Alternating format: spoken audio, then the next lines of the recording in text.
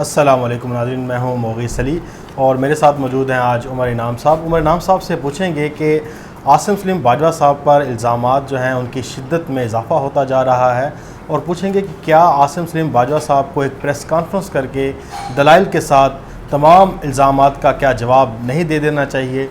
तो उमर इनाम साहब, आपके पहले वक्त का बहुत शुक्रिया मुगीस। उमर साहब, ये जो इस टाइम सोशल मीडिया पर भी बहुत ज़्यादा बात चल रही है, तो क्या आसिम सलीम बाजवा साहब को अपने ऊपर जो इल्ज़ामात हैं उनका जवाब एक प्रेस कॉन्फ्रेंस करके दे देना चाहिए, मामला हल हो जाएगा?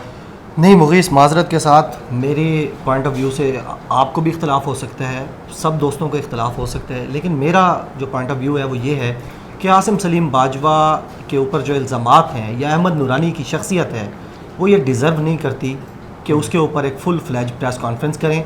और कौन करें? साबिक DG ISPR करें और चेयरमैन CPEC अथॉरिटी करें। और CPEC की जो इम्पोर्टेंस है वो बार बार बताने की ज़रूरत नहीं है, इस कौम को ये जानती है, पाकिस्तानी सारे जानते हैं और चीनी भी बड़ी अच्छी तरह इसको जानते हैं कि CPEC उनके लिए और हमारे लिए क्या है।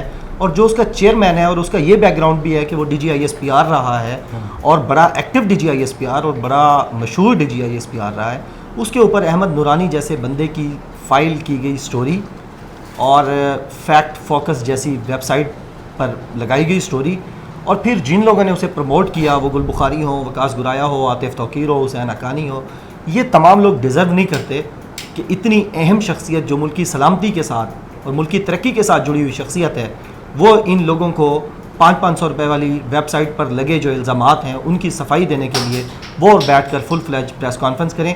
बाकी जवाब देना ज़रूरी है और जवाब आसिम सलीम बाजवा साहब पहले दिन दे चुके हैं। अपने ट्विटर हैंडल पर उन्होंने कहा है कि जो अब आपको पता है ट्विटर हैंडल क्या है, अब वो पॉलिसी बयान जारी करता है और ऑफिशियल यूजेज हम उसका कर रहे हैं सारे मीडिया वाले, और उन्होंने वहाँ पे बयान दे दिया कि मेरे खिलाफ जो कैंपेन है वो सारी की सारी झूठी है। अब लोग ये कह रहे हैं कि जी आसिम सलीम बाजवा अदालत लेकर जाएं। भाईजान, जो पाकिस्तान के खूनी लिबरल्स हैं, जितना ये खिलाफ हैं फ़ौज के और साबिक जर्नलों के, तो इतने अच्छे अगर इनके पास सबूत आ गए हैं तो ये इस्लामाबाद हाई कोर्ट में चले जाएं। ठीक है, सही है। अदालत में ये क्यों नहीं चले जाते? एक दरख्वास्त है ना, एक वकील इनके पास बहुत वाफिर हैं, आसिम सलीम बाजवा साहब इनको लेकर जाएं तो ये लेके चले जाएं अगर इनके पास बहुत अच्छे सबूत हैं और ये इतनी अहम शख्सियत के बारे में इतनी अहम खबर लेकर आ चुके हैं जो कि ऐसे पोर्ट्रे किया जा रहा है जैसे ये न्यूज़ ऑफ द सेंचुरी हो, यानी कोई इतनी बड़ी खबर अहमद नूरानी साहब निकाल कर ले आए हो जो ना दी न्यूज़ पे छप सकती हो, द नेशन पे छप सकती हो, ट्रिब्यून पे ना छप सकती हो, डान पे ना छप सकती हो, वो छप सकती है एक नामालूम मुबशिर ज़ैदी साहब जिन्होंने खुद जाके डिसऑन कर दिया अपनी वेबसाइट को और अपनी खबर को, और वो अहमद नूरानी और उसके ऊपर पाकिस्तानी जो दानिश्वर हैं, हमारे दोस्त भी बहुत सारे दानिश्वर हैं और ज़ाहिर है अब इस दौर में हर कोई अपने आप को दानिश्वर कहता है, तो वो दानिश्वर साहबान जो ये कह रहे हैं कि आसिम सलीम बाजवा आकर इसको डिफेंड करें, उनको ये समझना चाहिए कि एक आम शख्स पर लगने वाले इल्ज़ामात और आसिम सलीम बाजवा पर लगने वाले इल्ज़ामात के पीछे आपको पहले तो वो डोरियाँ ढूंढनी है कि डोरियाँ हिल कहाँ से रही हैं।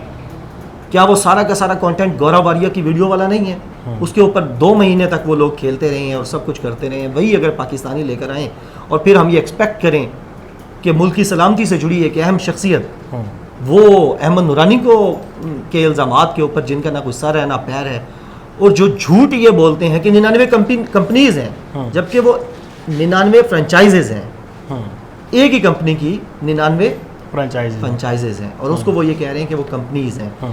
यानी आप देखें ना, पहली तो जो बदनीयती है वो यहीं से वाज़ेह हो जाती है कि आप ट्विस्ट कर रहे हैं फैक्ट्स को, ठीक है।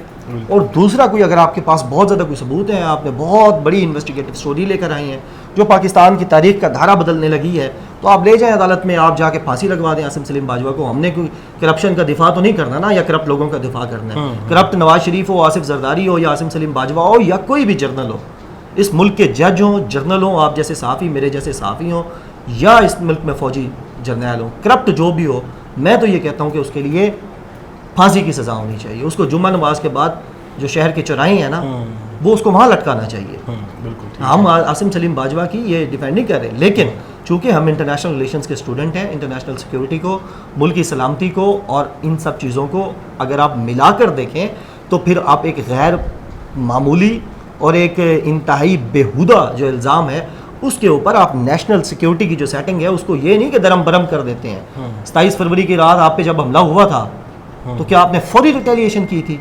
आपकी सरहद पे अटैक हुआ था, फिजिकल अटैक हुआ था, ठीक है, जब इंडियन त्यारे ने आपको वक्त लिया था, तो आपने क्या किया था? आप चढ़ दौड़े थे कि नहीं नहीं नहीं नहीं यार एयर चीफ को फारिग करो, ये दिफा नहीं कर सका, ये करो ये करो ये करो। भाईजान रियासतें जो होती हैं वो इंसानों से मुख्तलिफ होती हैं, उनका जो रवैया है जब वो रिएक्ट करती हैं, और मैं आपको बताऊं इस पे रियासत रिएक्ट करेगी। अगर आसिम सलीम बाजवा साहब के खिलाफ कुछ चीज़ें रियासत को ऐसी मिलती हैं अच्छा। तो रियासत रिएक्ट करेगी, लेकिन वाइजली। वो अहमद नूरानी की ये जो ट्विटर पे बेहूदगी हो रही है इसके प्रेशर में रियासत नहीं आएगी, सारी दुनिया ऐसे करती है।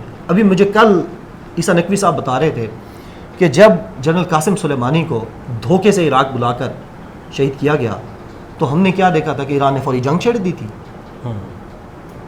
वाइजली एक मैसेज भेजा और 2 हफ्ते के अंदर भेजा, और वो ऐसा एक डिप्लोमेटिक एक वॉर स्ट्रेटजी का एक ऐसा मैसेज था जिसके बाद फिर वो जो आलमी बदमाश अमेरिका उछल कूद रहा था पूरे रीजन के अंदर, फिर हमने सुकून देखा है। लिहाजा रियासतों के फैसले रियासत को करने दें।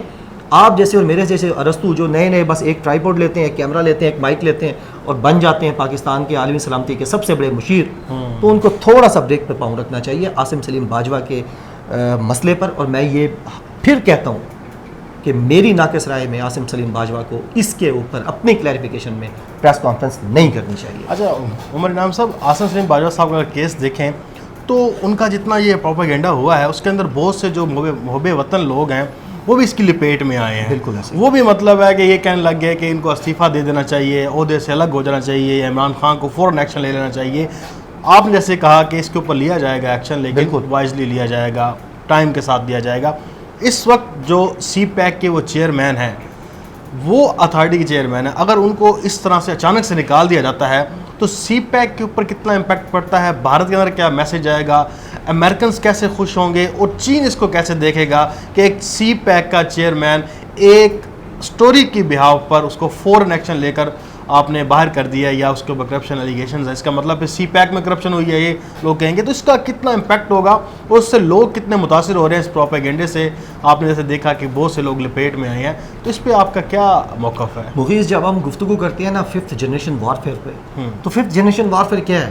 वो ट्विटर की जंग है, आपने नैरेटिव बिल्डिंग की जंग करनी है, ठीक है। ये सारे लोग जो आसिम सलीम बाजवा के मदाह थे जब वो ISPR में थे या अब CPAC में हैं, जब वज़ीर आज़म की वो टीम में गए, तो वज़ीर आज़म की जो फ़ैन फॉलोइंग है पाकिस्तान में वो बड़ी सराह रही थी इस बात को। बिल्कुल। लेकिन फिर एक प्रोपेगेंडा वॉर चली। कहाँ से चली? अमेरिका से चली। मालवी सरमद कहाँ है? अमेरिका में है। हुसैन हक्कानी कहाँ है? अमेरिका में है। अहमद नूरानी कहाँ है? अमेरिका में है। आतिफ तौकीर कहाँ है? वो किसी स्कैंडिनेवियन कंट्री में है। दुराया साहब कहाँ है? गुल बुखारी कहाँ है? यानी ये जहाँ से शुरू हुई, जहाँ से हिली, जहाँ से ये पूरी स्टोरी आई, जहाँ से ये प्रोपेगेट हुई, कोई भी इस वक्त रियासत पाकिस्तान में नहीं बैठा। और आप ये चाहते हैं कि ऐसे बैरूनी लोगों पर जो जिनके नज़रिए वाज़े तौर पर खुल के सामने आ चुके हैं, उनकी एक बोगस स्टोरी के ऊपर आप नेशनल सिक्योरिटी में हलचल मचा दें और तूफ़ान बदतमीज़ी खड़ा कर दें, और अभी कोई भी चीज़ वाज़े तौर पर खुलकर सामने नहीं आई। लेकिन आप इमरान खान साहब से ये चाहते हैं कि वो आसिम सलीम बाजवा को बुलाएं और फौरी तौर पर उसका इस्तीफ़ा तलब कर लें। अब मैं आपको बताता हूँ कि ये मैं नहीं कहता, इमरान खान साहब ने जब इंटरव्यू दिया अरशद शरीफ को, बिल्कुल, तो उन्होंने कहा कि चीनी जो लोग हैं वो कितने सेंसिटिव हैं CPAC के बारे में, कि जब वज़ीर आज़म इमरान खान साहब ने हलफ लिया और इमदाद के लिए हमें ज़रूरत थी तो हम दोस्त ममालिक के पास जा रहे थे, चीन हमें इमदाद देने जा रहे थे। वज़ीर आज़म कहते हैं कि जब मैं वहाँ पहुँचा, मैंने लैंड किया तो चीनी सफ़ीर जो पाकिस्तान में थे वो वहाँ मौजूद थे, उन्होंने रिसीव किया। तो उन्होंने कहा कि प्रेसिडेंट बहुत डिस्टर्ब है। इमरान खान ने कहा क्या वजह है? उन्होंने 2 अखबारात पाकिस्तान की लीड स्टोरीज़ उठा के दिखाई कि ये पाकिस्तान जो है वो रिव्यू करने जा रहा है टर्म्स एंड कंडीशंस को CPAC की, और उससे यह मैसेज गया चाइना को कि शायद इमरान खान साहब ये ना इसको लेकर चलें आगे, या इसमें पता नहीं कौन सी तब्दीलियाँ वो लोग चाहते हैं। अब आपके मुल्क की सबसे बड़ी शख्सियत वहाँ पे है और उसके साथ वो लोग इस तरह रिजर्व होकर गुफ्तगू कर रहे हैं, तो आप अगर उस अथॉरिटी का सबसे बड़ा चेयरमैन, यानी अब जो CPAC अथॉरिटी है इसके अंदर चाइनीज़ भी हैं, ये एक म्यूचुअल अथॉरिटी बनाई गई बिल्कुल है ऐसे। और इतलात ये भी आ रही हैं मुसलसल कि Asim Salim Bajwa was a choice of Chinese president.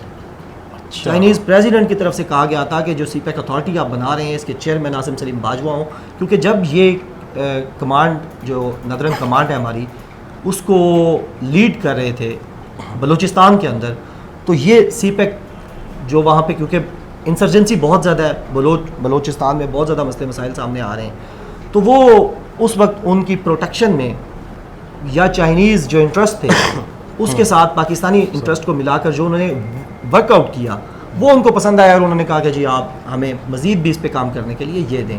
तो ये chief of army staff, president of Pakistan, prime minister of Pakistan, Chinese president, इन तमाम की ये जो म्यूचुअल अंडरस्टैंडिंग से जब वो आए हैं तो ये इस तरह नहीं होगा। आपको लगता है कि इसके ऊपर चाइनीज़ ने कोई मैसेज भेजा हो या कोई ऐसे एलिगेशन पर वहाँ पे मेरे ख्याल बात नहीं हुई होगी, आपको क्या लगता है?